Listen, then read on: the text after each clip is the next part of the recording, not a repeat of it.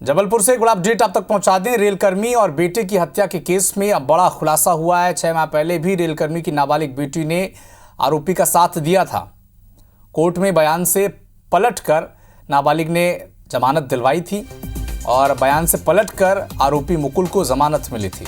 29 सितंबर को रेलकर्मी पिता ने एफआईआर दर्ज करवाई थी। बेटी के अपहरण और दुष्कर्म की एफआईआर ये थी और जेल से जमानत पर यह आरोपी छूटा हुआ था। 15 मार्च को रेलकर्मी और उसके बेटे की हत्या कर दी उसने। आरोपी मुकुल सिंह के साथ रेलकर्मी की नाबालिग बेटी भी फरार है। आरोपी के बैंक खाते में ट्रांजैक्शन की जानकारी मिली है।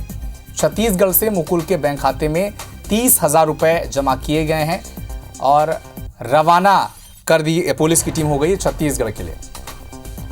और इसी खबर पर और अधिक जानकारी के लिए हमारे सहयोगी विजेंद्र पांडे जबलपुर से हमारे साथ सीधे लाइव जुड़ चुके हैं। विजेंद्र, जबलपुर में हत्याकांड को अंजाम दिया गया और इसका जो कनेक्शन है वो अब छत्तीसगढ़ से सामने आ रहा है। क्या अपडेट है इस पूरे विषय पर? बिल्कुल, आपको बताना चाहूँगा अविनाश की जबलपुर में रेलकर्मी और उसके 8 साल के मासूम बेटे के हत्याकांड के मामले की गुत्थी पुलिस लगातार सुलझाने की कोशिश कर रही है, लेकिन इसमें सिलसिलेवार तरीके से नए नए खुलासे जो हैं वो हो रहे हैं। और बड़ी बात यह है कि अब तक के इन्वेस्टिगेशन में लगभग ये तय हो गया है कि साजिशन इस वारदात को अंजाम दिया गया और पुलिस को गुमराह करने की भरसक कोशिश की गई। क्योंकि जब पिता और भाई की हत्या के बाद जो बॉडी लैंग्वेज थी रेलकर्मी की बेटी की, वो बता रही थी कि कहीं ना कहीं वो इस आरोपी का सहयोग वो दे रही है। और सीसीटीवी फुटेज में ये कैद हुआ था कि वो आरोपी मुकुल सिंह के साथ गई और उन्होंने पुलिस को गुमराह करने की कोशिश की। पहले जिस स्कूटर से वो गए थे वो रेलवे स्टेशन जाकर उन्होंने पार्क कर दिया। पीछे के रास्ते से वो निकले बाय बस, वो कटनी पहुंच गए और कटनी से पटना पुणे ट्रेन पकड़कर वहां पर पटना पुणे पहुंच गया और वहां पर ऑनलाइन ट्रांजैक्शन भी किया, एक रेस्टोरेंट में खाना खाया। और इसी दौरान ये पता चला है कि जब आरोपी पुणे में था तब उसके बैंक खाते में 30,000 रुपयों की एक राशि क्रेडिट की गई है पूछताछ में। और अभी तक के इन्वेस्टिगेशन में ये बात निकलकर सामने आ रही है कि वो छत्तीसगढ़ के किसी शहर से वो क्रेडिट हुई है। हालांकि पुलिस अभी ये क्लियर नहीं कर रही कि किस शहर से ये उसके खाते में पैसा डाला गया, लेकिन एक टीम जरूर छत्तीसगढ़ रवाना हो गई है। और न सिर्फ छत्तीसगढ़ बल्कि कई राज्यों और कई शहरों में पुलिस की टीम रवाना हुई है। उत्तर प्रदेश के आगरा भी रवाना हुई है। चलिए विजेंद्र संपर्क करने की कोशिश करेंगे, लेकिन डबल मर्डर मामले में एक खुलासा हुआ है। रेलकर्मी और उसकी 8 साल की बेटी की हत्या का मामला है। आरोपी के बैंक खाते में ट्रांजैक्शन की जानकारी मिली है और कुछ महीने पहले ही जेल से जमानत पर आरोपी छूटा था और ये सीसीटीवी फुटेज है। बताया जा रहा है कि 15 मार्च को रेलकर्मी और उसके बेटे की हत्या की गई थी और ऐसा बताया जा रहा है कि जो आरोपी के खाते में जो ट्रांजैक्शन हुआ था वो पैसे छत्तीसगढ़ से ट्रांजैक्शन जमा करवाए गए थे।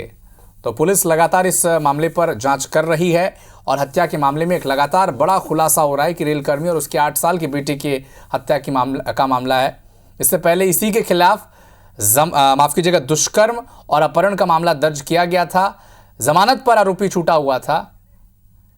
विजेंद्र से हमारा संपर्क हो चुका है। विजेंद्र, बताएं।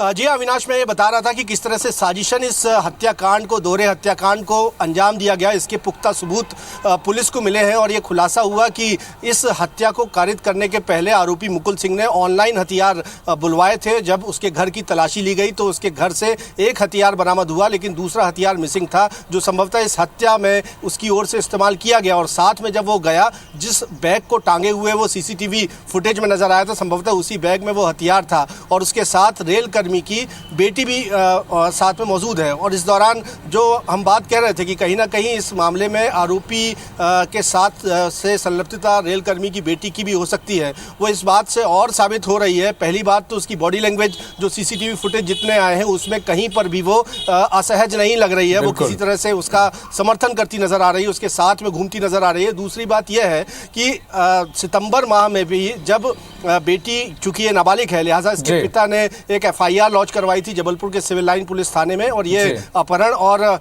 दुष्कर्म की धाराओं में थी। लेकिन इस मामले पर जब पुलिस ने आरोपी को गिरफ्तार कर लिया, जेल भेजा गया, तो कोर्ट में आरोपी के पक्ष में, समर्थन में ये बयान रेलकर्मी की बेटी की ओर से दिया गया था। अपने पिता को उसने अदालत में झूठा साबित कर दिया था। अपने बयान से और पलट उसके गई थी बयानों युवती, के और आधार जो पर ही सीसीटीवी फुटेज भी सामने आया है विजेंद्र, उससे भी ये समझ में आ रहा है कि बहुत कंफर्टेबल होकर उस युवक के साथ वो जाती दिख रही है। आप नजर बना के रखें विजेंद्र, आपसे अपडेट हम लगातार लेते रहेंगे। शुक्रिया तमाम जानकारी के लिए।